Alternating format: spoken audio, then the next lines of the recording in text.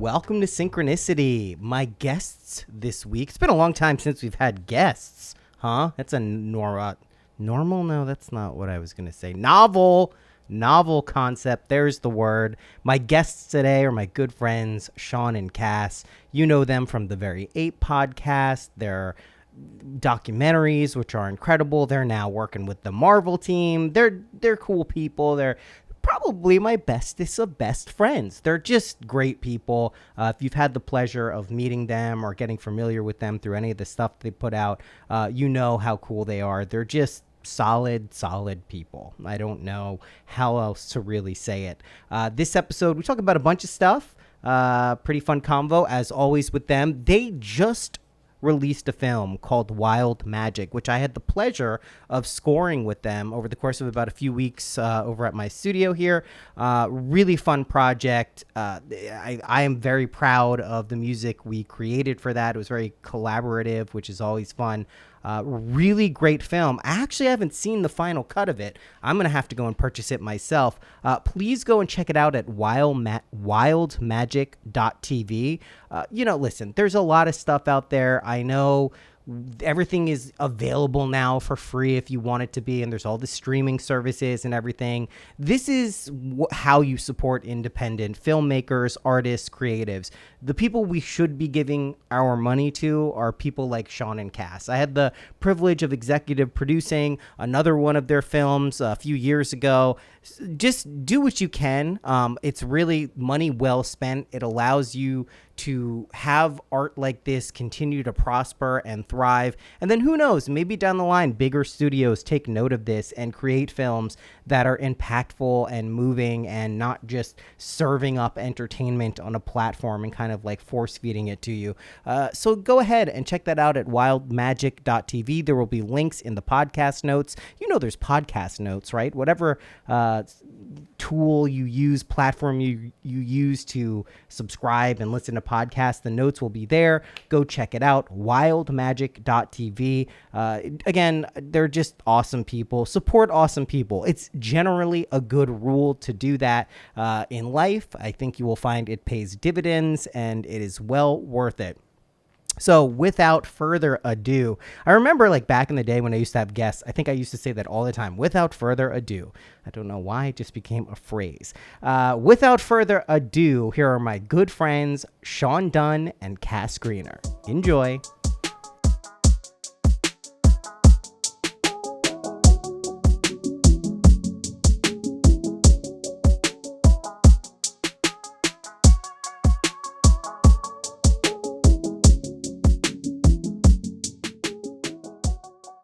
Welcome to my podcast that we never know who's they're really going to be when we're here. Yeah. And there's no real, no one leads them. No. So I just had to say that so people know this is synchronicity. Yeah, totally. That's it. No, we keep it conversational with you no matter what. It's impossible not to, I feel like, at a certain point. Yeah. It's like there's like an agenda of questions. I was saying the other day, I did I've been so derelict into podcasting, and there was a period where I would write shit down, type things out and read from it. And actually, I think those podcasts are really good, but 95% are just off the cuff. And I don't know how not to do that at this point. Yeah. It feels like it would almost be forced to go in with a written interview type style. Although the first 5 years of my podcast, that's all it was. It was straight once a week.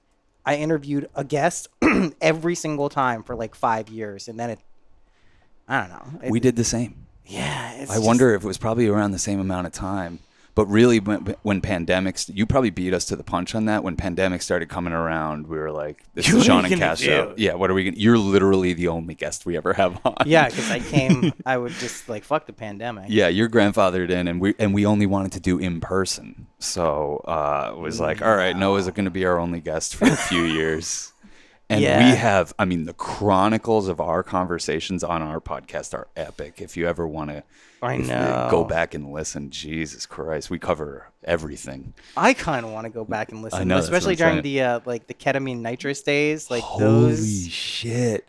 Yeah, I mean, and it's so weird when like we're out at Psychedelic Science and people are like, oh yeah, I know you. I know you through your podcast with Noah, and I'm sitting there like, what era are you talking about?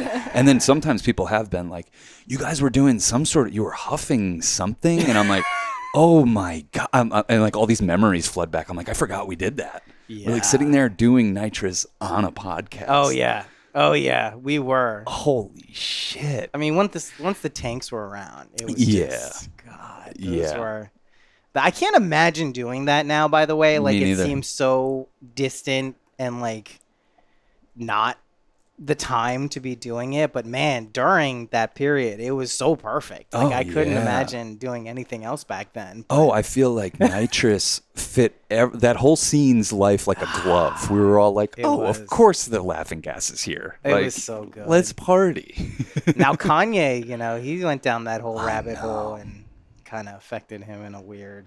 Yeah. I think he's going the way of Steve-O. Did you ever see Steve-O's like when he would film himself? Like he basically was trying to get through days where he never took a breath of air. Like he only was breathing nitrous, and he's like he's tunneling holes through his walls into his neighbor's living room and fucking terrorizing his neighbor, and like his whole apartment. I mean, this place looks pretty messy. Forget it. Steve-O's place.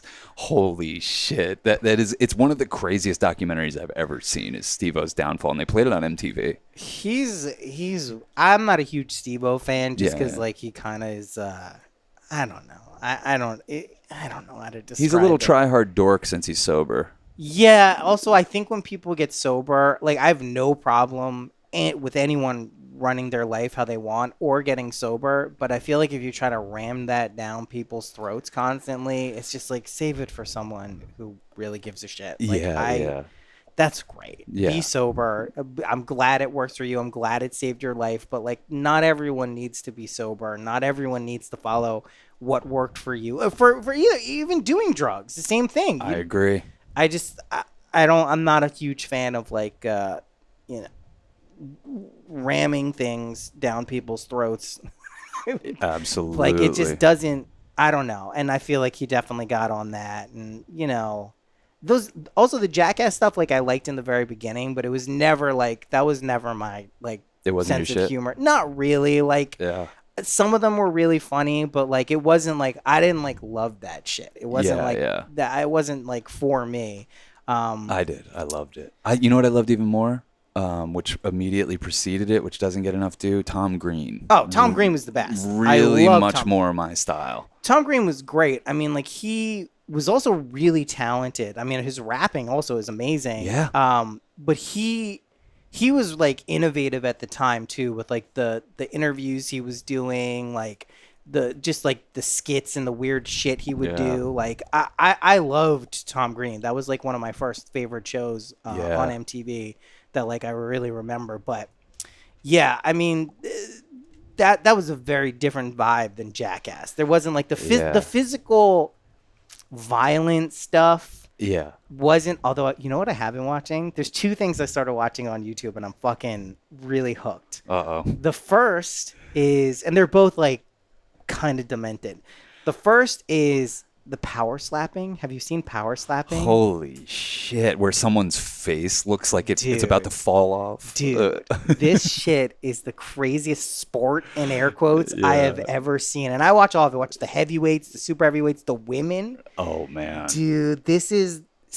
I don't know what it is, but I love it. Yeah. There's something about like can't look away. I can't look away. Wow. And I've just been watching like a lot of those clips. I even went to YouTube. I was watching on TikTok. That's how I got served it. And then I was like, oh, let me go to YouTube and like watch some like full videos of it. And it's like, I don't know. There's something about it.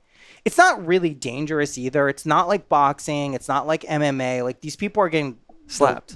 They're getting the shit smacked out of them. But like for the most part, no one's really getting hurt. Their ears aren't getting like, all boxed or anything.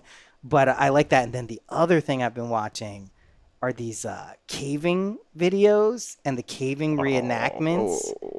Are you talking about like people slipping down the tiniest little... Well, kind of, but the ones where they go through like the really small caves. I can't handle that. That engages my anxiety. Yeah. A lot of people can't watch them if claustrophobic. Holy shit. I watched I watched the videos less, but I watched the reenactments of like, you know, these people went in and then they got pinned and it was crushing their lungs and they couldn't move. Shit. I don't know what it is, but I'm like hooked on these like really dark fucking.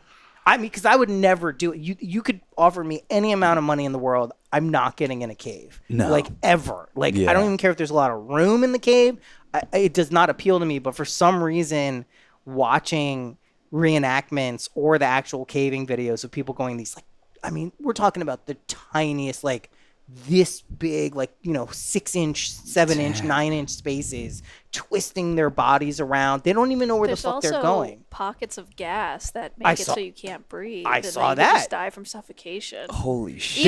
Even if it's not like a cave, it's just like a rock out in the normal woods.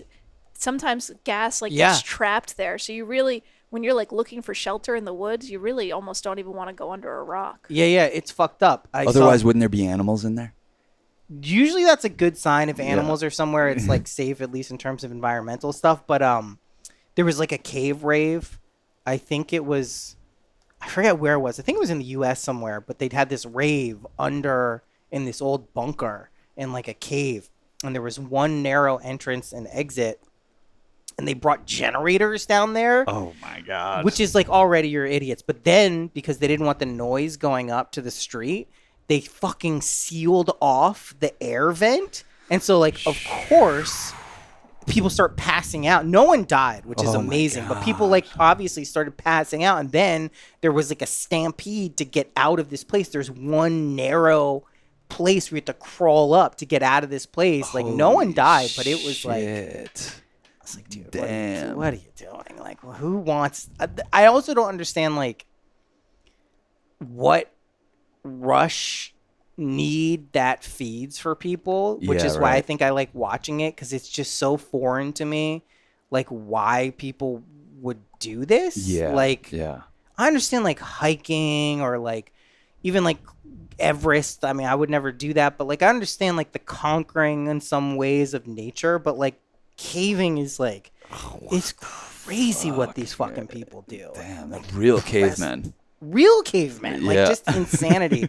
So that's what I've been watching. I don't know why. I just there's something that has been piquing my interest about that type of shit. Is I there don't know. something you're trying to say, Cass? You keep looking at your phone and then looking at me, and How dare you? How dare you? no, you do. Like, look, if there's something we No, not absolutely not. put this a little closer. Absolutely not. There we go. That's good. What do you guys think about this Mamdani guy? You like him? I don't know enough about him. I'm psyched about him. I hate him. I'm psyched he's doing. I'm psyched that he seems to have like Bernie type ideas and that it's becoming popular. I think he's making some weird missteps here and there already. That it's like. I think he's fucked. But I mean, Yeah. I when I first heard it, I was like, okay, this is interesting.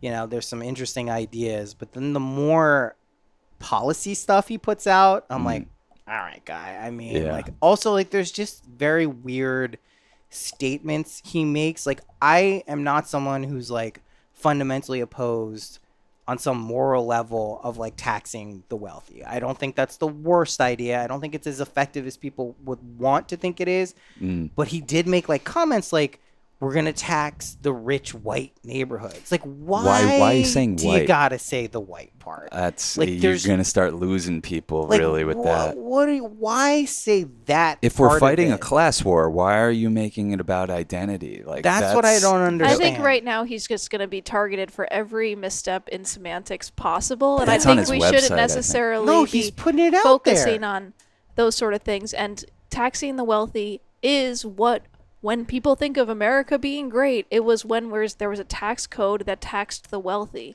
And so I think everything that people want to happen could be pretty simply solved. And if we're in this where we're like, oh, well, rich people are going to leave New York City, it's like, good, let them leave New York City. Yeah. Should be a city for the people where people can afford to live there. Like we would have never left New York City if we didn't get wow. priced out. I mean, most Like, people. like we Yeah. were, you saw our situation. We Yeah. were like, we are more than content being childless, elderly people in this same Yeah. apartment. Yeah. If we could have, but but then they raise your rent like $1,500 a month, and they're like, oh, they're trying to push out the artist class. Yeah. Well, they're it's predatory. They're not even trying to push out the artist class. They don't care who's in there. They just want as much money as possible. Yeah. And I do like the idea of having grocery stores run by communities, and I like the idea of freezing rent, and I like the idea of raising the minimum wage, and these are really good ideas that, we can nitpick about how he says it, and he's targeting white people or whatever, but that's just fear-mongering over policies that will help white people, brown people, and all people that aren't of a certain class. And the people who have a lot of money, they have 2 homes or whatever. It's like, make them stay in a hotel when they come to New York City. I don't care. Yeah. I watched a really good documentary at this Upstate Star Cinema called Drop Dead City, which was about the fiscal crisis in the 70s in New York. Yeah. And I didn't know, like, before that happened, that New York was incredibly progressive with, like, one of the strongest social support systems ever. Like, free college education for every resident of the city, like, really, really good stuff. But since that point, because it really fucked up the city, like, it was like they arguably never recovered. Like, New York never got back to what it was before that. It turned into this, like, mega capitalist kind of, like, corporate run place, which I think anyone who's lived in the city for any significant period of time knows sucks. Like, the banks that are everywhere, the corners that now look like strip malls, like, it sucks. That's not what you want. Well, there's also a lot of foreign-owned real estate. A ton. I mean, an absurd amount. And empty real estate. So much empty real estate. There are a lot of problems with New York City. I think no one person is ever going to be able to solve those. I think there are aspects of his policies that are good.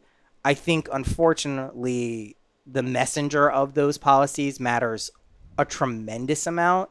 And I think what's really going to kill him more than anything, and I didn't know this, but New York City is the largest population of Jews outside of Tel Aviv in the entire world. Listen, you're allowed to support Palestine. I know lots of people who do. I don't have a problem with that. We can even disagree about what is going on and what is right and what is wrong. But if you can't just say, like, you know what, maybe I shouldn't say globalize the intifada, just because you know what that means to a large subset of your constituents, like, you don't want to win. And that to me is, like, kind of where I feel like he won with a very small percentage of people who came out and voted in that primary. No one likes Eric Adams. Like, he's a tool. Like, no one likes Cuomo. He's a creep and a goon. But I feel like this dude had an opportunity if he really wanted to change New York, and it just involves, like, toning back some of the rhetoric. And that to me is, like, I don't understand that. He's going to tone it so far back that we'll be talking about a different person in November. Trust me on that. And that breaks my heart, because I'm like, hey, it's kind of cool that there's a radical in there. And I'm of the belief system that is like, electoral politics ain't how we're going to fucking do this. You are never going to take the systems that they invented and implemented, the powerful invented and implemented to stay powerful. You're never going to be able to use them to take down the powerful and the systems that are oppressing us. It's just not in the design of how it works. And, people don't want to really get hip to how it works. And how we got everything that's nice right now was from withholding our labor. And that ain't fucking fun. People don't do it anymore. And people don't do it anymore. People don't consider that anymore. But, like, we're watching the new Adam Curtis documentary, Shifty. It's a 5-part documentary. Like, he did hypernormalization, which I think starts talking about New York City switching their banking system. That's what's, like, the impetus for these 8 episodes of, like, hey, here's it when the world fucking really fell under the spell that it's under right now. But it's very interesting. We're only on part 1 of this, but just showing how the crumbling facade of the British Empire and the myth kind of being exposed as bunk. That the British Empire was something special. And so it's like in the late 70s, early 80s, and it's just showing all this just creepy lifestyle stuff. Because all Adam Curtis does is he just takes the BBC archives of footage that they've collected over the years, and he just recontextualizes it. And it's so brilliantly done. Like, it just pulls you under this spell of just, like, damn, wow. But there was something in there that like they're showing the coal miners go on strike. Yeah. And it's scary and it's violent. Yeah, and yeah, it's yeah. like, It's big. oh, that's how it was. That's what we did here. That's what they did in West Virginia. Harlan County, a great documentary. Remember that one? Mm-hmm. You know, like people, you got to stand up and you got to organize and yeah, sure, vote for the best, most progressive. But that's where people stop. Yes. And I think that's what has become our problem is like our electoral politics and our obsession with politics has placated us from just making the new paradigm. Just, you know, I always say that's the only way to subvert the dominant paradigms is just fucking create something way cooler. And Yes. we just were at Psychedelic Science. We're in that bubble of 60,000 heads, like people like us from all over the world. You don't hear a word about electoral politics. You didn't hear Right. the word Trump once Right. in What a do they week. care?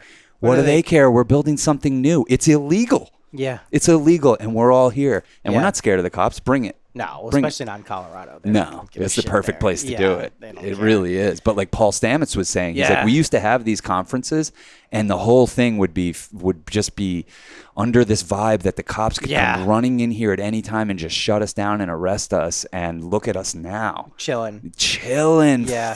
7,000 people in a keynote address where he's talking about this stuff. Yeah. So powerful. I love Paul. Yeah, he watched our movie Wild Magic. Oh, cool. Dude, it was the honor of it. Like I told him, I was like, this is the best thing that's happened to our movie so far. That's so Like cool. we're just getting this movie out there, but like you came to our screening and sat through the whole thing and was like, good movie, good movie. That's the quote from him. Good movie, good That's movie. really awesome. Yeah. Paul's such a cool guy. Yeah. Like he's like really, really like tuned in to like some of, also tuned in a way, and also like spearheads a lot of like the innovative thinking. I mean, no surprise, he's Mr. Mushroom. Like it's Yeah. like, of course he's gonna have some like.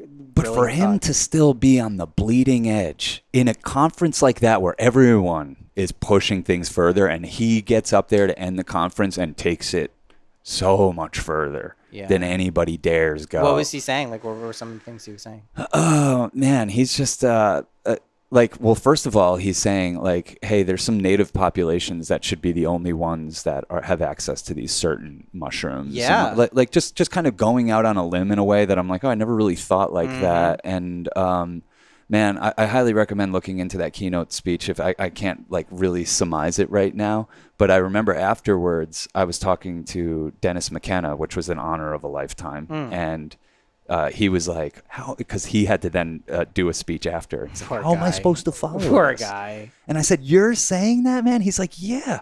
He's like, "I've always known that about Paul. Yeah. He's not somebody you want to follow No. at one of these things." No. Very charismatic, unbelievably just magnetic speaker. Yes. And you fall under his spell. And I mean, he just took us through the whole history of just like the migration of people and mushrooms and what they do. And like, you know, he's basically showing evidence that mushrooms, psychedelic mushrooms, are so much more effective in treating depression and mental illness than any medication that pharmaceuticals are offering. Yeah, I believe it. And then it gets into that murky territory of trying to like make the mushrooms medicine in like a clinical sense, which I Yeah. think is fraught with peril, just because to try to commodify those is like exactly what they're not intended for. Yes. And it's like, how do you navigate that? Because you know they're really good medicine, you know they're really helpful, but Yeah. they just are not going to be caged into like a pill that you take on a regular basis. Yeah. So- Yes, exactly. It's and they don't very- want to be. No, that then they won't be, and if people try to do it, it's not going to end up with positive results more often than not. Yeah. It's a really interesting. Some things you just can't put boxes around as much as you would like to try. Some things you can't explain. Yeah, And I think he even thinks that and says that. And Yeah. That's what's so cool. I mean, he's really talking about how it helps with depression. yeah, it You know, does. and he cites a bunch of articles, and I think what's really cool about what Paul says is he's also telling people he's on the bleeding edge of how to grow these mushrooms Yeah. and new ways in which to have the mycelial networks Yes. encouraged and for them to prosper by these low tones. And do you remember this part from the Wild Magic movie? Yes, We have a yes. guy who's playing the didgeridoo Yes. talking about creating a healing forest, and he actually mentions Paul Stamets' low tones, and he's doing the didgeridoo and drums, and he has They're feeding a like a grandmother tree and just playing music to it and playing the didgeridoo. And then he said, we learned this from Paul Stamets, that if you stimulate just even this one tree, it lights up the whole mycelial network and it helps it grow. And I texted him like, Paul Stamets is about to watch the movie. Oh, that's so cool. And he was like, tell him that the mushrooms grew 30-fold or whatever, like just in Wow. this 30-day period or whatever. He had some crazy stat about what had happened after they had done that. But in the movie, he talks about how people who have been in the presence of him doing these healing ceremonies with these grandmother trees have had personal healing themselves. Yeah. And what we would describe as miracles. Right. And Yeah. and he's like, look, I don't know how to describe this. What I think is happening is that the forest hears our call and it's saying, I can help you with that. And and it sends off the energy that we need. when we take care of the forest takes care of us. For Yeah. sure. And so it's something we I don't know, it's something that we've now kind of created just part of our practice, is like going and loving on the trees and saying our prayers to the trees and We each spending have time our- in the forest. We each have our own tree. Like, well, first of all, we've become literal tree huggers. Of course. Natural evolution. Which started on drugs, which Yeah. felt it feels so Yes, it does. alive and good. I've done that, yeah. And then, but it continues when we're not on drugs. And like Cass has a tree that she goes and prays to, and I have a tree I go and pray to, and it's cool to kind of have this like living altar in the forest. And like, I don't know, I just think that this tree is a living thing, and it's like, it's its own ecosystem. So why not go and honor it and say like, hey, thanks. And by the way, if you could help us get money, the money tree. yeah, The giving tree. it's shaking loose some money for us. I'm sure it has. I mean, trees mythologically are embedded in like almost every culture, right? Tree of life. Like Yeah. there's so many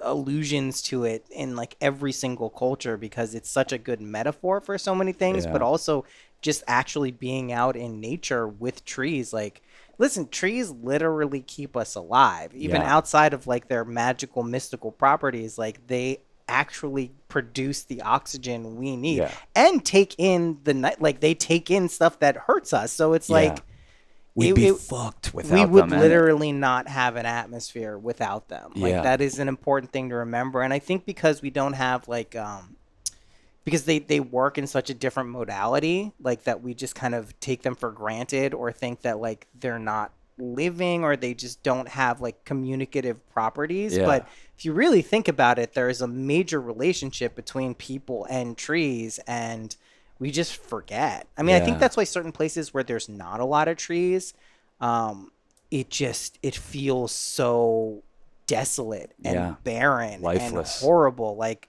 Berlin, I noticed that was one.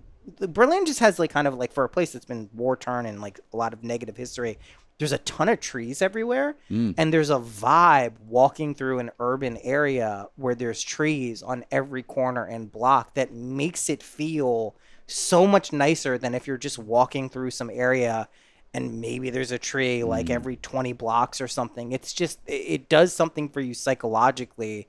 And the converse is true too. Like, when there's not trees, it affects your mood negatively. It's yeah. just like, it's Yeah. really kind of like this hopeless idea. And I don't think we consciously think about that too much, but subconsciously we're always processing like the need for nature and things Yeah. around us that connect us to that, which it's so easy to forget. They've Well- done super simple studies where it's like they've taken two conference rooms, and it's like one conference room has a plant in it and the other one doesn't. And the room with the plant, it's like there was like so many more ideas generated. Whoa, really? I believe that. That's so cool. Well, to me, as even we're talking about this, I'm like, fractal wise, like, what's the human form of this? It's making friends.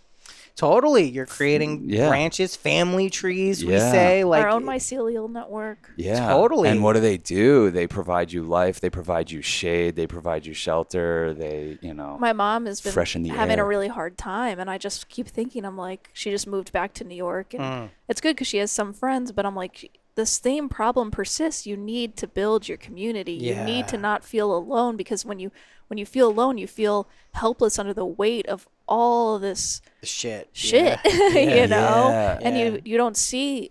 I'm like, Mom, you got to pay attention to the helpers. You got to contribute. You got to just be part of that. You need people and friends. And I was so sick the other day. We came back from this conference with the flu. Wook flu. Yeah. You know how And it we goes. have this weekly film club.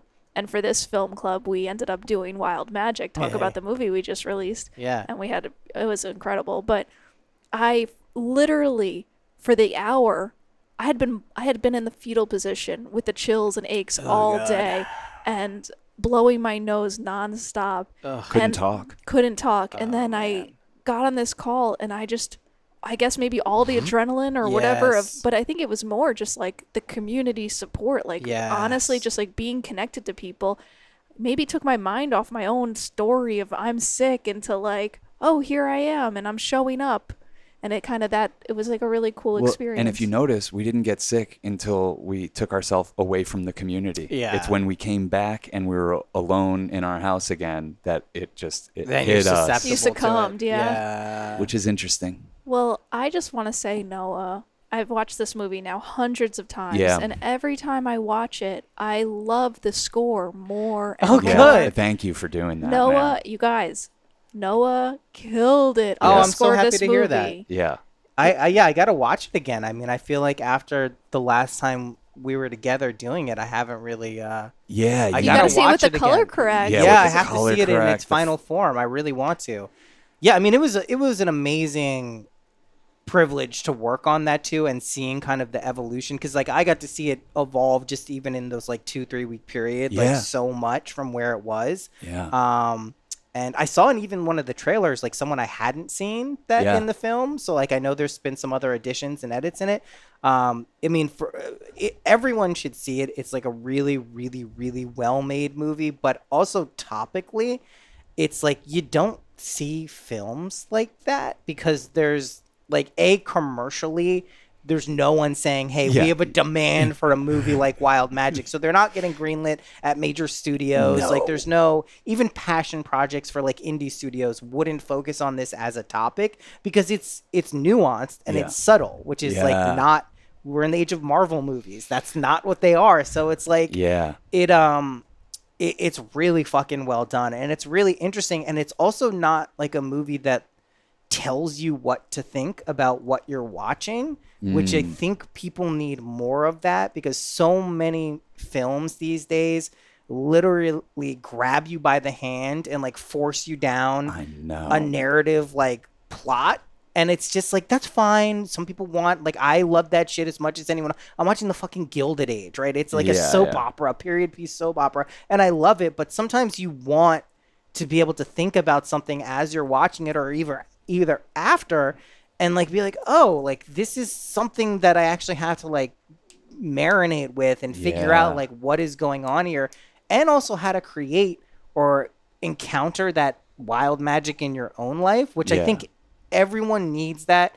It's an antidote for where we are right now as a society, and everyone is in it. There's no real, like there's, yes, maybe an infinitesimal part of the population who's like off the grid and like not plugged in to the matrix or whatever, but not really. Like Yeah. even those people have like Starlink or something that's connecting them to the world at large. So like you need something to be able to like pull you away from that for a second, just to remind you that there is other stuff going on in the Yeah. world, because that alone can recharge your batteries. Oh, Like, absolutely. and, yeah, everyone needs it. I that's why we make cinema, because I think it's the most powerful artistic medium, Yeah. because it's a sensory experience on Yeah. every level. And I think what's happened with the studios is like they used to give us stuff that was nuanced and awesome. It's why we mainly watch movies from like the 70s, 80s, 90s. That was a So sweet spot. different, yeah. But now, because you're beholden to shareholders and profits and all of this stuff,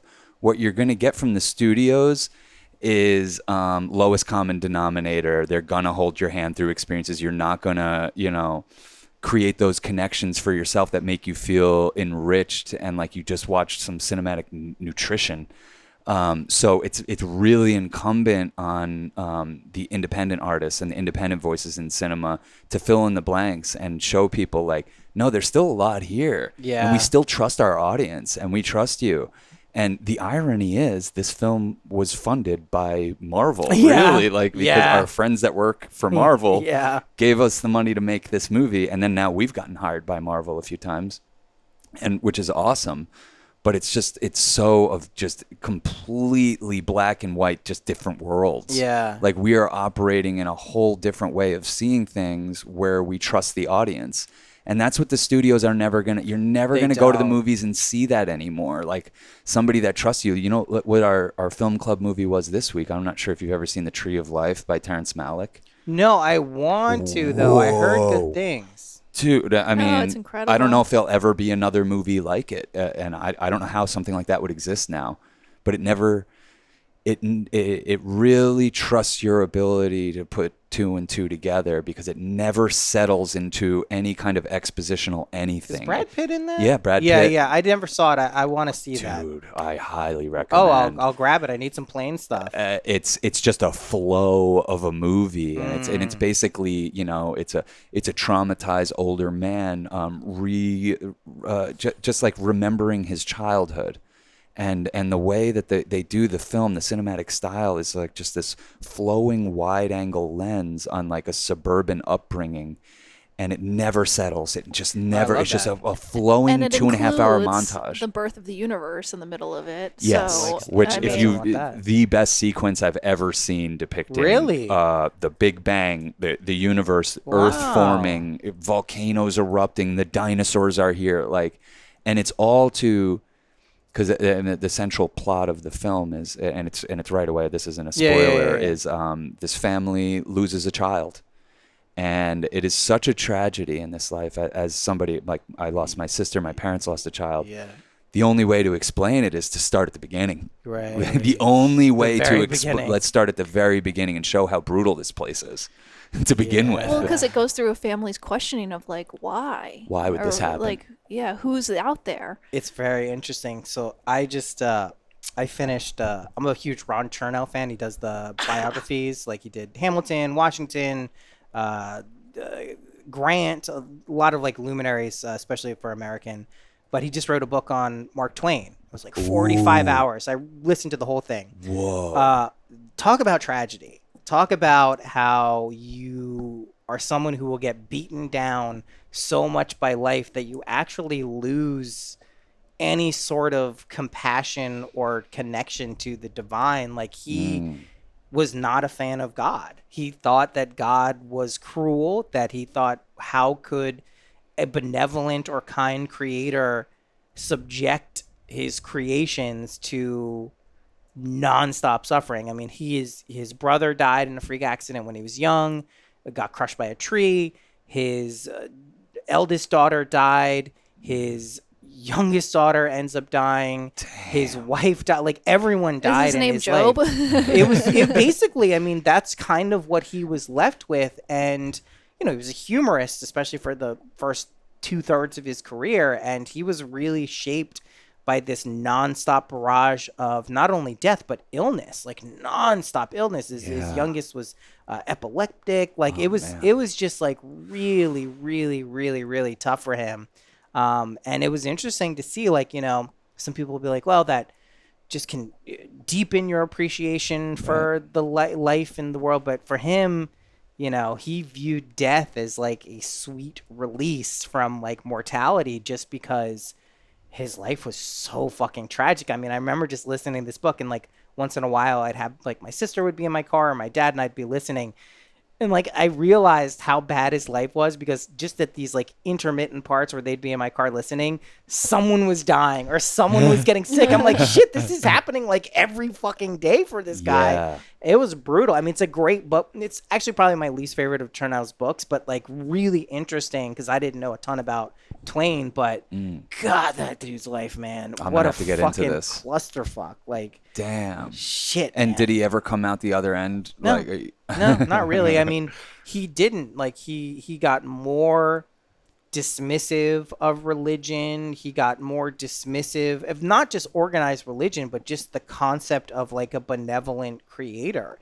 He just didn't, he couldn't find any reason why that would be the case. And I mean, you look at his life and it's not hard to understand why. Like, it really was very, very tragic. I mean, he was a brilliant guy, like autodidact in so many ways, like just so many things that he did. He was brilliant at.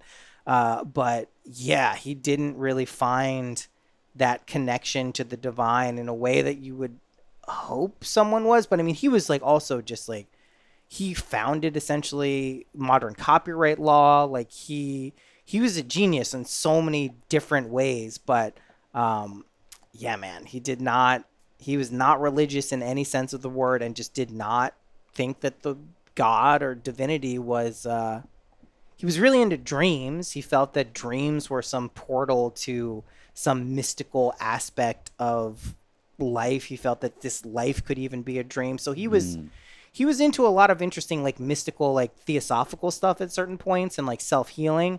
But in terms of like a benevolent creator, man, no, he just did not. I mean, it's tough. I It's can only really tough, imagine. you know. Do you guys think this life is a dream? Sometimes I do. Mhm. I mean, sometimes I remember it is, and then I forget. And Yeah. then I remember. I definitely do. I mean, dream being like, Maybe it's not the right word. yeah, it's in the way it functions, right? Because there are more like concretized rules to it. In that sense, it doesn't feel dreamlike sometimes. But, you know, when you pierce the veil enough and you realize that the rules that you think are in place aren't really functioning the way that we probably perceive them to be, yeah, it's much more like going to sleep and having this experience. And when you're in a dream and you feel like it's real, and then you wake up and you're like, oh, it wasn't real. Like, that's probably what I think happens when you die. Like, you'll be like, oh shit, I thought that was the realest thing ever. Yeah. What? Like, there's Yeah. another thing here. So I mean, in that sense, I intuitively feel like that. But you know, you have to be responsible in engaging ideas like that, because I think some people can just completely take that the wrong way and think there's no responsibilities or obligations in this world because it's not real, or Or it's a maybe there's dream. more, because maybe consciousness, there is no, I personally believe that there's not sweet relief in the way that we think, that it's like we're in a churn and that this energy doesn't go anywhere and it's not destroyed. So we're in this churn of our karmic predicament and what we do and how we are. And that, okay, you might not be in the life that you were in for a long time, and you may not remember the life from before, but you're just kind of, we're spit back out into a life. I don't know. I feel like it's optimistic to think that there's sweet relief with death. Yeah, I don't know that it's. Well, although I do like the quote from Ram Dass, which he was quoting Emmanuel, his disembodied friend, where he said, you know, dying is like taking off an old shoe. I Yeah, I always love that. really like that. Yeah. Because there's something that rings true about it, and there's something about that metaphor that's just very easy to understand. And it's comforting. It is comforting, which I think people want, you know, ideas around death and dying to be Yeah. comforting, because it is such an unknown, scary thing for the majority of people.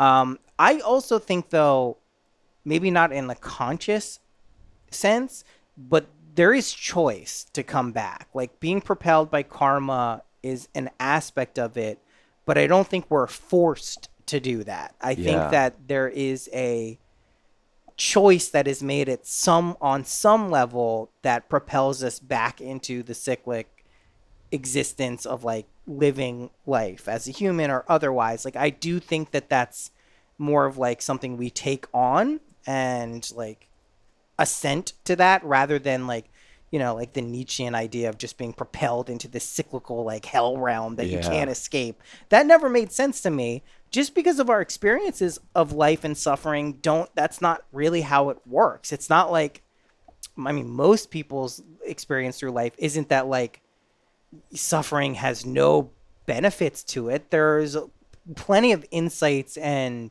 nuggets of wisdom to be gained going through difficult experiences, at least that, my experience of it. So it's hard for me to think that like it's pointless, or like it's just some torture from like a demon god who is somehow like, taking control of us. But I don't know. You never know. That's where I think life is but a dream in that way, because dreams are, I mean, you come out of it and you can think back and you're like, what was that? It was a bunch of symbols. It was a bunch of proxies for things that probably are very important for your soul's development. Life is filled with those things that we kind of have to blunt our senses from overwhelming us with. Yes. But I mean, yeah, look, I mean, we've all experienced it, but how many times have you gone through one of those days where you're just like, the synchronicities are just fucking overwhelming. Yeah. The conversations are so lit and everything is like just, oh my God, the perfection of it all. Well, the perfection of it all is unfolding all the time. Right. I think we convince ourselves otherwise. We might be able to like Mark Twain our brain a little bit. Yes. But, and then there's the opposite, the people that kind of like, you get wasted on the dream and you're like literally just kind of like exclusively swimming in mystic seas all the time, and it makes it hard to function. Impossible. And we hospitalize those people. We medicate them. And generally. Yeah. There's a lot that we don't, but, like it's really crazy too. Look, we have a guy in the film that talks about a near-death experience, and it's weird because the way we made this film is we'd be like, oh, it would be really nice if we got somebody speaking in tongues or a near-death experience, and then the next person we'd meet would naturally go there. We wouldn't even bring it up. That's so cool. And like this guy, he does talk about what you're saying. Like he slipped and he fell, and he went into another dimension and joined the angels, life review, the whole thing. But he did say at some point he decided to come back. Yeah. And 1 second had gone by in human time. He had spent what felt like months, years, lifetimes with the angels. But it was very much his decision, I think, to retain the story of Ben in that body and come back. And those, I mean, I don't know, talk about YouTube rabbit holes. Yeah, I love NDs. They're one of the most addictive things. Like they're never lost on me. No, never. It's the coolest shit. I mean, forget the guy's name, the doctor. I had him on the podcast. I can't believe I can't remember it, but he was the doctor. Eben Alexander. Eben Alexander, yes, had him on the podcast. He was a really cool guy. Particularly cool because he was a doctor who specialized studying the brain. So he was able to clinically and scientifically break down what should have happened. He got bacterial meningitis, I believe it was, where it just literally affects the cognitive aspects of the brains where you should not be having these experiences. That part of the brain is shut down. There should be no activity, and yet he had these magical, mystical like tours of reality in the universe, but was able to come back and speak about them in a very eloquent way because he understood the physiology behind what was happening to him, but yet had experienced all of these crazy things. And NDEs are fascinating, I think, especially when there's so much overlap in terms of the experiences that people have. It's almost like, some people will say, well, there's an inherent bias in that, and maybe someone heard something about it, so that's what they experienced. But this is all throughout culture that people have these things. And it's just, there's something beyond the threshold of death. The question is, how much of that can we understand? And how much of it should we understand? That's what I was going to say. What's the functional aspect of that? Of understanding an inevitability for all of us. Every single thing that we know here will die. Which is bizarre to me that there's these people like Brian Johnson or whoever who want to live forever, or who want to like freeze their or digitize their consciousness, and like what are you doing? Well, you're just showing us how really scared you are. Of course, at the end of the day, but like I'm more scared to live forever. Yeah. Who would want to? I got really into the reboot of Doctor Who recently. I hadn't seen any of the new ones. I used to watch the old ones when I was a kid. I'm plowing through them on like season 9 now. Whoa. And, Doctor Who at this stage is like 12, 13, 1400 years old. And he can travel through time. So like there's lots of, unique aspects of living a life like that he gets to experience. But I mean, the truth is everyone is going to die. You're going to outlive every single person or relationship you come across. Like, it's not some wonderful existence that you get to like magically like, oh, I'm gonna go. It's kind of sad, and like it's very desolate and alone. So this idea that somehow we would want, I understand maybe if you want to extend your life, if you're living a great life, like maybe, you know, my kids will live to 120, 130, 140. I get that, extending a very nice life, but like wanting to infinitely exist, I don't understand. Yeah. I mean, I guess you just don't want to die so much that you think that is somehow a better alternative, but I'm so curious. This is the only thing that keeps me sane, is just being like, I'm curious. I'm very curious what happens when you transition, and I just hope that I can keep the wherewithal to like have a nice bit of wonderment as I'm passing over, and not like a resistance and fear. It's also so big and makes my stomach drop out when I really go there thinking about everything we just said about the inevitability of everything and everyone dying. It's so big that it forces me into my real religion, which is occupy the moment. Right here and right now, this is what we have, and it is eternal, weirdly. Like, it feels like when you really get good at occupying the moment, you're tapping into a form of eternity that is manageable for the human existence. And, you know, like, the more and more practices you have that kind of marry you to this very moment and land you in this moment fully as yourself, like, that's what a good life kind of is made of, I think, you know, in a really practical way. I think that the people that have the best lives have figured out hacks on how to be very present and how to show up for it. And because, like, especially you'll watch this movie Tree of Life. Yeah, I'm excited. It's 3 young boys. You're raising 3 young boys. It's terrifying. Great. It's fucking terrifying to watch, you know, what the world does to people. And like, you know, the Brad Pitt character is like, it breaks your heart because like he starts off as this dreamer, and then like, you know, his kids are growing up and he becomes this strict, stern dad, and you kind of like, you're like, oh, it breaks your heart for the kids, but you see why he has to be like that. And like, you know, I don't know what kind of dad you are, but I think you're pretty soft and sweet and like playful. You let your kids fuck up your house. I do let them fuck up the house. Sean would not. I would not allow for that. Yeah. So, but because you can't go through life like that, and like just seeing him try to impart lessons on these kids that make no sense to me as an adult. You know, he's saying, there's a line here. I know you can't, it's an invisible line, which is a property line. And he's saying you can't cross that. Just weird little moments like that where you're trying to impart on a kid what the adult world is and how brutal and harsh and segmented and it is. Well, it's like kind of, it shows the coming of a person, of like how you come into consciousness, how you like learn these different boundaries, and it's not in these huge moments, in these in these little moments that happen that form who you become and how you see the world and what the world even is to you. Yeah, and the way that he taps in and to flow state and eternity is through playing music. And it's his only solace in this crazy world where he has to go off to an industrial job that's brutal, that you can get fired from, that, you know, like just this world that's like trying to fucking just chew you up and spit you out. Yeah. There is solace, and it's in art, and it's in friendship, it's in making music, it's in dancing. That has been the huge revelation of my adult life, is when you're dancing with your friends, you are living peak human existence. Totally. It does not get better than that. No. Maybe the sexual connection you have with your soulmate. Sure. But it's the same thing. It's also usually shorter. Yes, way shorter.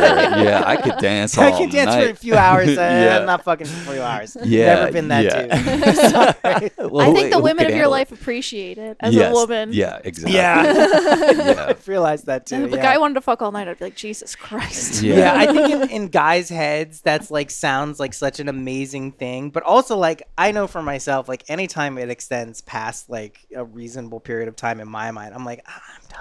Yeah, Like, yeah, this exactly. does not need to be going on Yeah, this long. I can exactly. only imagine for the women what it feels like after you're done and it's still going on. Yeah, So. but dancing, and especially dancing with your friends, like it's Totally. so like we have so many friends. When I think back of my best memories with a lot of them, it's when we all shut the fuck up and I turned up the music and Yeah. we got lost in it, and it felt Totally. like it felt like we all occupied infinity together for a minute Absolutely. or an hour or whatever. Oh, for sure. I mean, I've been in many experiences with you guys where that happens. Yeah, and it yeah, is yeah. what we used to call it shaman time. Right? Yes, That was, yes. there's no real experience like it because it just completely, it pulls you into that eternal now, which is the only real thing. We forget that because Yes. we're always projecting into the future or living in the past. But like, that's our only experience is of the now. Yeah. Like, that's all we got. Even in dream world, that's Yeah. all we're getting. Like, even if you're aware of more, that's what you're living through. So anything that focuses your attention on that, I view as typically a positive. Not anything. I mean, listen, you could be pulled into the moment by torture, which Yeah. not great, but like a lot of things that pull you into the moment are positive experiences. And I think that's where we can understand ourselves and reality better than just trying to like logically figure out what is going Yeah. on, when it's just hard to come up with reasonable or satisfying answers like that. It Yeah. just doesn't seem to, at least for me, it doesn't seem to work. We have a friend that's really currently struggling with being in the moment and being in the moment with us, and it's a lot of her projecting out into her future and then join me in this. Yeah. And we join her in it, and we're rendering it out and trying to help. And like all we're trying to do is like bring it back into that moment, but it's, you know, and it's based on, and she'll say it's just like, I'm scared. Yeah. I'm scared, and it's just like, oh, well, homie, we all are. That's why I don't spend too much time thinking about that. Like, all I can do, and this is where I spend enough time with a person like that, and you start to be like, all right, well, here's the new prescription. If you fucking can't handle, you have to make art now every day. I'm making you make art. If you want to be my friend, if you want to have this access, you got to make art, because it's the only thing that has made my life grounded in the moment, not have me fixated on money and relationships and, oh God, what if? Yeah, all your worst fears can and will come true. But like, why would you want to live in the hellscape and bring that all now? It's too much to bring into now. The now is like very spacious and real, and you know, we're here for each other. So it's very interesting to kind of like, and we've all been there, but to be with somebody who's just very currently struggling with being in the moment because they're fixated on their fears about the future. Yeah. And look, we've all struggled with that. I relate with it so much. That's why I can even have the advice of like, start making a daily art practice. And by art practice, I don't mean like some little, if it's a doodle, I mean, you have to put it out. You have to put yourself out there in some way, because that's how you complete the circuit of art. That when is the someone circuit. sees it, they imbue their own meaning on it. It gives your thing meaning, and you're just in a whole different economy of time and space and eternity. Yeah. So it's like, you That's know, important. I would recommend that to most people, but especially if you're struggling with like casting your wide net and pull into the future and pulling back anxieties. Is so like, that's your creativity running wild. You are a creative being, and it's instead of like applying it to something in the here and now, you're applying it to this mess of a story about your future. Like, come on, we could do better than that. And that's where friends can be trees. Totally. I mean, I will say my darkest moments have inevitably and always been helped out via friends or support groups. If you don't have that, the likelihood of you falling into like long lasting despair just goes up exponentially, because you don't get the added perspective. It's like depression is it's so sticky as it is. It's just something that you can't, when you're in it, really see a way out of it. And even if you temporarily kind of get out of the pit of it, it sucks you back down. So you need people providing, you know, the metaphorical ladders and ropes by different perspectives of seeing. And at first it doesn't matter. You swat them away. You say, oh, this doesn't matter. It's bullshit. You don't know what I'm going through. It's different. But after a while, you see that like, oh, there is a way out. I may not know how to get there, but I do see there is a way out. And then you can actually start getting there at some point. And it lasts sometimes. And I know that's like a shitty thing to hear if you're in it or you're going through it. But I mean, like, my last period of depression was probably like late 2021 to like mid 2023. I mean, it was maybe even a little longer, like I almost remember 2 years. we were still showing up. Yeah, of course you were. And it sucked and it was terrible. And at the time, like, I didn't see any way out. But now I'm sitting here, like, what, mid 2025, and things are fucking amazing. Like, I'm loving life. Like, I have so many, like, amazing relationships. My family's doing great. Like, I don't know. Like, it's. And you help people. Yeah, I try. And, like, you do get out of it if you allow yourself to, but you have to allow people to help you too, which I think for a lot of people, and I know this very, like, for me too, like, if you have a lone wolf mentality all the time, you put such an enormous amount of pressure on yourself that, like, it will cave in on you. It's like those cavers. Yes, like, the rock is going to fall in Yes. on you if you're the only one doing it. And all those people who die in those cave videos, every single one of them who actually ends up dying, they're alone. Yep. They're alone. Well, That's how they die. I was just going to say, like, I know for me, all of my worst moments of despair, and I'm sure it applies to you and anyone hearing this, was marked by some level of isolation. Yes. And a lot of times we bring it on ourselves. We Yeah. bring it on ourselves. You find a drug that works for you, and you're like, I'm going to Yeah. isolate with this little buddy for a while, and I think that'll help me. And it's like you're basically inviting the cave to to cave in on you. But like when you start letting people in any way, it really is the fucking antidote. Yeah. And that's why we make these movies. They're so great for that because too, yeah. because it's just like, hey, it might be a juggalo, it might be a cam girl, it might be a Florida man, but you're out there. And if you could see yourself reflected in these fringy characters, these people that you'd otherwise never think to associate with, all of a sudden your world got a little bit smaller. All of a sudden your circle of compassion got a little bit bigger, and it applies to you. And so like that's why we continue to make them. And like I'm glad we found our particular cinematic voice, because I think it lends itself to lots of this kind of exploration. Yeah. And that's how we think we're helping people. Like, hey, make the movie, put them all together, put it together in a hyper dense packet that if someone watches, how could they feel alone? Well, I like this one, Wild Magic, because it feels like we did our own version of an Oracle deck. And when I watch it, a different person resonates with me every time. Yes. I needed to hear a different message. And every time I watch it, a different message really hits me in the heart. And it's kind of like a really cool experience to see, like, oh, who felt me? Who did I feel? We had a friend who saw the movie, and he was like, I knew I was going to feel the movie, but I didn't realize how much the movie was going to feel me. Oh, Yeah. that's nice. Yeah, I think that's as high a compliment as you can get. And like one of the last time when we were watching it at Psychedelic Science, I was really picking up on, like, there's these themes like I almost didn't know were there. Yeah.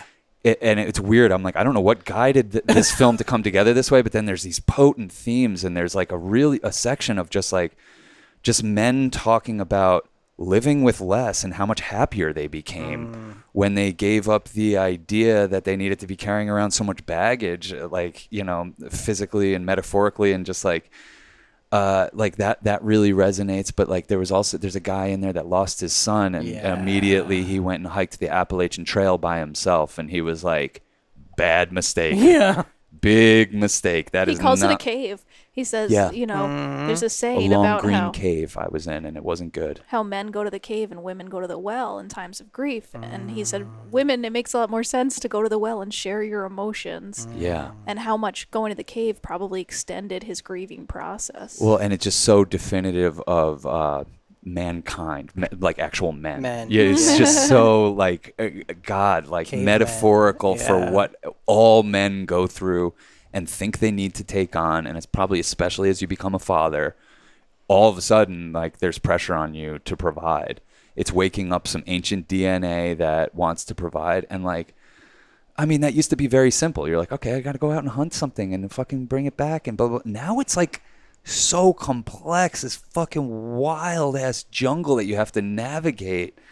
And in a system that has the haves and the have-nots and winners and losers, and in a capitalist system, it's basically inherently turning us against each other. I can't think of other podcasters as potential collaborators. They're my competition. Yeah. Other filmmakers are my competition. They're not my brothers and sisters who are also trying to reach out and extend a hand to humanity and say it's going to be okay. You know? So like I really hate But I think if you're aware of what this system and these systems that we're living under do to people and how it can dehumanize, like if you're aware, you can start to do something about it. And you could start to, like we said, create a new paradigm that is much softer and more welcoming. And I understand why humanity had to do everything it had to do to get to this point of being so comfortable. You know, I understand. We had to try some things. We had to do some things that a lot of blood needed to be shed. Yeah. Holy shit. Yeah, blood, sweat, and tears. A lot. And a lot more will be. Most likely. But there are better times ahead. Like I always say, I really feel like we're living through the great humbling right now, where everything that you thought was real is just fucking boom, gone. And then you go into what I feel like we're transitioning into, at least some of us, is the great healing. It is like saying, I'm going to get out of myself and I'm going to help other people. And then after that, after the great healing, the great harmonizing, well, I can't wait to live through that. That's what to me feels like the three major sections of humanity as far as I can see in my lifetime that we're living through. And maybe we just keep going through those three. Yeah. Time, it just keeps coming back around. Wheel spinning around and around. Oh, you guys were harmonizing for a second here. You Atlanteans, with your magic. Here's a boom, you're gone. All the knowledge is gone. Yeah. Little scraps of it are maybe left or whatever. Yeah. Totally. Yeah. I mean, I think that's what we do is we much like the Doctor Who I've been watching, you just pop in to different periods of time and space for the energetic lessons that your soul or spirit needs to learn, and you go through it. And I think the people who choose in mass to incarnate during this period of time are going through those periods of realization, healing, and then, harmonizing. I do think that's a big part of it. And I think it's actually happening relatively imminently. I don't think it's happening quick. Yeah, I don't think it's as far away as people probably perceive it to be. But you have to also believe that for it to experience it too. Like we are weaving our way through our collective and individual timelines, and that's based on your awareness and perspective and belief and faith. So that's just something to keep in mind, because someone you may know may drift into a different kind of timeline vortex or tunnel. And they will. They will. I mean, and you just have to the best of your ability, try to stay in resonance with what you truly love and believe. Then you may get a weird circuitous route through it, and it may be fraught with like peril and hardship, but you will get there.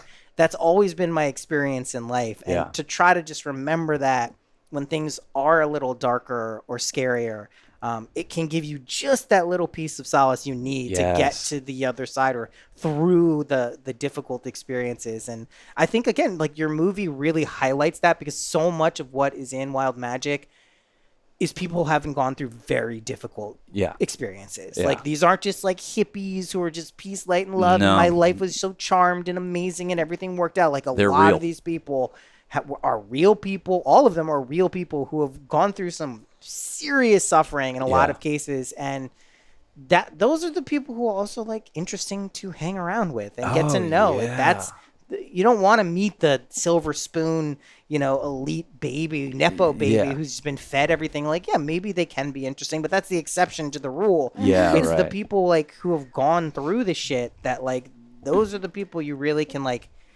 appreciate and gain something from by being in their presence. So I think the movie does, like, if you don't actually know those people in your life or haven't come across them, this movie does a great job of exposing you to that type of energy through a film, which is, again, relatively rare these days. What a gift. You get to be Totally. safe. You're in the you theater. have safe distance. Yeah, exactly. You're in your home or you're in the theater. I think that the real thing that people like, just to give a behind the scenes, like I was saying, just how powerful it is that we literally would say, oh, you know what else this film could use? And we just held that intention until that soul found us and ended up in front of our camera, is a real microcosm, or it is a microcosm for how things work. So hold the positive intention, but then allow yourself the vision to see your prayers being answered. And when you do, shout out the angels, shout out the, well, I cover all of our bases when we pray. We pray to our angels, aliens, and ancestors. I think that Nice. covers most of the things I can think of. A's. Yeah, Exactly. I love So that. shout them out. But when you're like, oh, my prayers are being answered, like, how long we were like earlier this year praying for more peers, because a lot of our friends for years have been like people way younger than us who really need something and need guidance and all this stuff. And I'm like, but we need that. Yes. And then we meet Michelangelo, the ungoogleable Michelangelo, an artist like that who comes and overfills our cup and with just everything that we love about life and art and poetry and sweetness and good conversation and the whole thing. And so like, and when we meet him and we're like having these fucking amazing nights together, I'm like, hey, just shout out to the angels, aliens, and ancestors, because this is an answer to our prayers. Yeah. This is like a tree that's providing a lot of shade for us to flourish under, and for our souls to kind of get some rest from just exclusively recharging other people. Yes, which will eventually just drain you. Oh, bro. You cannot live like that Dude, permanently. Dude, that was part of the great humbling for us, is like, so much melting away, and you're just left with like these just people, these hungry ghosts that just fully surround you, and you're like, look, I'm there for them, and I still am, and I always will be, but I also am a hungry ghost, and I need to be fed. Yeah. And so calling in other people, and like, how cool is it I love that we're the same age, man. I know, it's very useful and helpful. I love it. Yeah, because it's like a frame of reference thing. But it's just also like, I get so sick of, hearing myself tell people like, oh, when you're my age, you'll see. You'll see how generous it was that I was hanging out with kids 13 years younger than me. That's great. So cool. Where can people watch, find out, tell us about Wild Magic? The real, look, if you're still listening to this, you get us. This is the real hard pitch, is like, we need people to support this film in order to keep doing it. And we need you to support not only us as an artist, but anyone that you think is really resonating with you, because artists have it harder than ever right now in this country and getting their voices heard. We're being swamped with fake shit, AI generated, and content. And content makes you content. So strive for art and support artists, because artists are the ones trying to make this world more beautiful. And we made a film that was paid for very generously by a company called Rustic Films, but they want their motherfucking money back. Yeah. So the second they get their money back, I feel like I can really take the paywall off and release it. But if you're the type of person that has money and you can afford to pay $10 for a rental or $20 to buy it, please go buy our film. Please, it's on wildmagic.tv. Everything's there. We have awesome shirts too, long sleeve and short sleeve shirts. We have stickers, and write to us and leave a review. It really means the world to us that people are leaving reviews on the Vimeo on demand page, because then when other people maybe randomly stumble across it, they could see like, this is a good one. And we're a trustworthy name in documentary. We might not be trustworthy in a lot of other fields, but in documentary, we are trustworthy. We come through because we need this shit as much as we think the audience and does. All our movies are available for free on our website, veryape.tv. Yes. So we put out a lot of free movies. We've made like 19 other movies, and it's cost us every dime we've ever made. Yeah. Literally, we are back at zero. Don't feel bad about having to charge for this one. I mean, you got it made with the help of people who need to get paid.